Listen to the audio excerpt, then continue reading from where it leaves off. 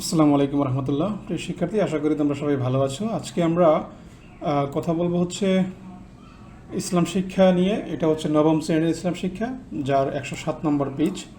আর 107 নম্বর পেজে রয়েছে হচ্ছে একটা প্রতিফলন ডায়েরি লিখন। আর টপিকটা হচ্ছে কি, যে কুরআন হাদিসের যে শিক্ষায় আমরা জীবন আলোকিত করব, এটা হচ্ছে মেইন টপিক। এখান থেকে আমাদের কি করতে হবে, 300 শব্দের ভিতরে একটা প্রতিবেদন লিখতে হবে আর কি, প্রতিফলন ডায়েরি লিখতে হবে। উল্লেখিত শিরোনামের আলোকে কোরআন হাদিসের শিক্ষা তোমার বাস্তব জীবনে কীভাবে আলোকিত বা উদ্ভাসিত করবে, সেই সম্পর্কে 300 শব্দের মধ্যে একটা লিখে আনতে হবে। তো আসো, আমরা এটার একটা সমাধান করে রেখেছি, সেখান থেকে আসলে সমাধানটা আমরা দেখে নেব।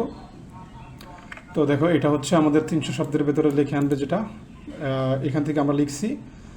দেখো এখানে কি বলা আছে, বলছে মানুষের বাস্তবিক জীবনের সব সমস্যার সমাধান রয়েছে আল কোরআনে, যাতে মানব সন্তান আল কোরআন পড়ে, বুঝে, উপদেশ গ্রহণ করে সবার মাধ্যমে বাস্তব জীবনে সুন্দর ও সাফল্যমণ্ডিত করতে পারবে।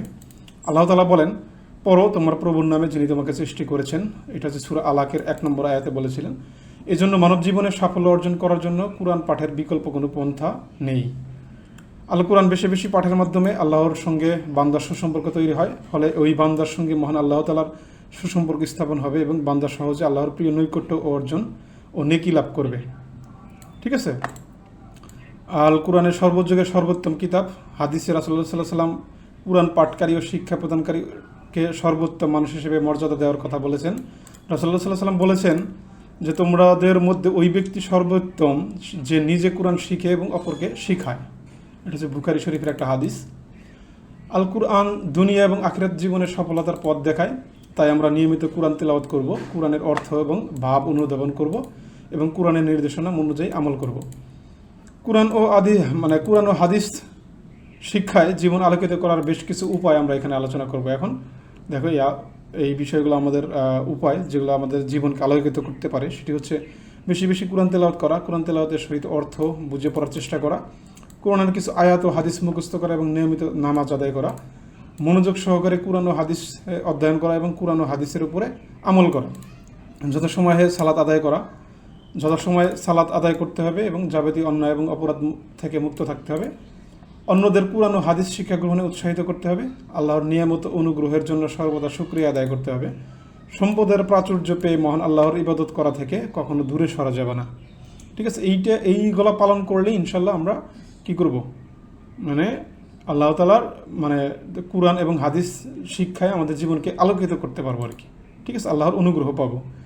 এরপরে রয়েছে হচ্ছে দান করার ব্যাপারে অধিক কৃপণ না হওয়া, কৃপণতা পরিহার করে বেশি বেশি দান সৎকা করা, যে কোনো প্রয়োজনে মহান আল্লাহর কাছে সিজদার মাধ্যমে চাওয়া। আল্লাহ তাআলা আমাদের সবাইকে মহাগ্রন্থ আল কুরআন পড়া, বোঝা এবং সেই অনুযায়ী জীবন পরিচালনা করার তৌফিক দান করুন, আমিন। পরিশেষে বলতে পারি যে উপরিক্ত কাজের মাধ্যমে আমরা আমাদের জীবনকে আলোকিত করতে পারি, আমাদের নিজেদের জীবনকে আলোকিত করতে পারি, তাই না? এই সমস্ত কাজ যদি আমরা করি, তাহলে আমরা ইনশাল্লাহ আমাদের দুনিয়াতে এবং আখিরাতের জন্য আমরা সফলকাম হব।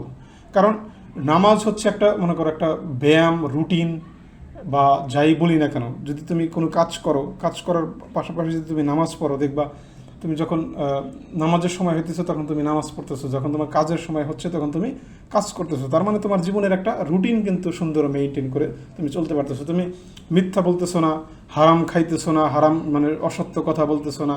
তার মানে জীবন এমনিতেই সুন্দর। তুমি যদি মিথ্যা না বলো, সঠিকভাবে তোমার কাজ যদি তুমি করে যাও, ঠিক আছে, তুমি নামাজ কালাম পড়ো, এই বিষয়ের সাথে তুমি যদি লেগে থাকো, ইনশাল্লাহ তুমি এই জীবনে এই ইহকালে এবং পরকালে উভয় জায়গাতে তুমি শান্তিতে থাকবা ইনশাল্লাহ। তো এই বিষয়গুলো আমরা এই প্রতিফলন ডায়েরিটাতে আমরা এই সমস্ত বিষয়টা লিখতে পারি। তোমরা এখান থেকে আবার জিনিসটাকে দেখো, লিখবা। ঠিক আছে, 300 ওয়ার্ডের মতোই এখানে আছে। ঠিক আছে, সো আশা করি আমি তোমাদেরকে এটা বোঝাতে পেরেছি। সো সবাই ভালো থাকো, সুস্থ থাকো। আজকের ক্লাসটা এখানেই, এবং পরবর্তী ভিডিওগুলো দেখার জন্য অবশ্যই চ্যানেলটিকে সাবস্ক্রাইব করে রাখবে এবং বেল আইকনে ক্লিক করে রাখবে। ধন্যবাদ।